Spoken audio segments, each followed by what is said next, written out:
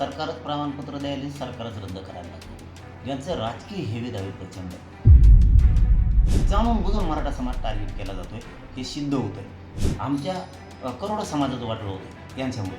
पण ठीक आहे ना, त्यांची नोंद सापडली, त्यांच्या रक्ताच्या लोकांची नोंद सापडली, त्यांना प्रमाणपत्र मिळाले, मग सरकारला अधिकारच नाही रद्द करायचा. मग ओबीसीचे रद्द करणार का तुम्ही? अधिकाऱ्यांवरती दबाव आणताय आणि अधिकाऱ्यांकडून ते रद्द करायला लावतात. नोंदी सापडलेला रद्द कसं काय करता? मराठवाड्यातील 4 कुणबी जात प्रमाणपत्र जात पडताळणी समितीने रद्द केली, याबाबत आपली प्रतिक्रिया? नाही, आता ते बघायला लागेल ते कशा रद्द केल्यात, काय केल्यात.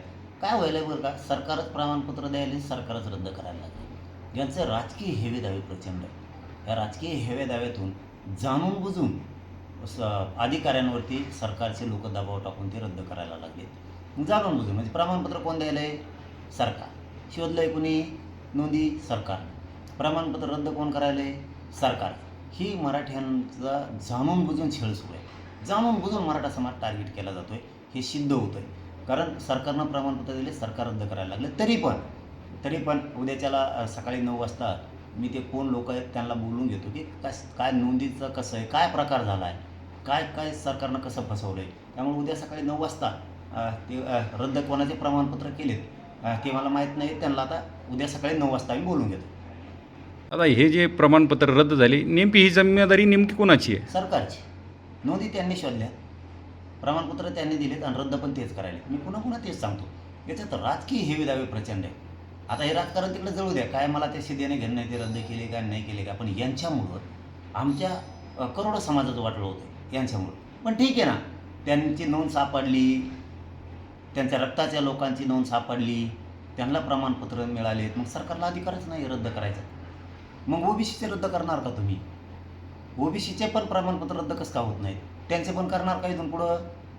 कारण एकच जात आरक्षणात घातली होती, त्यांचे सोयरे पाहुणे रावळे सगळे आरक्षणात घातले, पोट जात उपजात म्हणून घातले. ते रद्द होणार का? मग मराठ्यांवरचा अन्याय कशामुळं? हा सुद्धा खूप मोठा प्रश्न आहे. आता हे सरकारनं जाणून बुजून मराठ्यावर अन्याय केला आहे आणि हे मराठ्यांना आता कळालं आहे. खूप मोठी लाट सरकारच्या विरोधात आता उसळणार आहे. कारण तुम्ही ते राजकीय पुन्हा सांगतो, ते काढी लागू दे तिकडे, आम्हाला काही देणं घेणं नाही त्यांचं. पण त्यांनी नोंद घेताना त्यांच्या रक्ताच्या नातेवाईकाची सापडली ना, आणि मग त्या नोंदी तुम्ही रद्द करणार.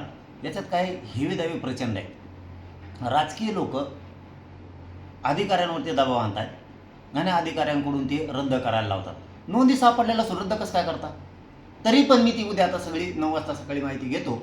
मी ते बोलवलं आहे, काय आहे, कशामुळं रद्द केलं आहे, मला हे जाणून घ्यावं द्या आणि मग दाखवतो मी कसं असतं ते. उद्या सकाळी 9 वाजता आहे. आता त्यांना बोलून घेतलं, बैठक होईल ना उद्या सकाळी 9 वाजता.